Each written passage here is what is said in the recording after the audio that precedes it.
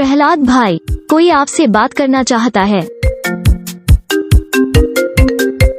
प्रहलाद भाई, कोई आपसे बात करना चाहता है। प्रहलाद भाई, कोई आपसे बात करना चाहता है।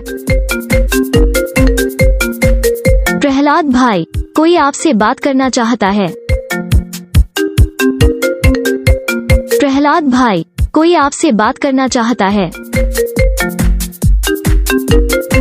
प्रहलाद भाई, कोई आपसे बात करना चाहता है।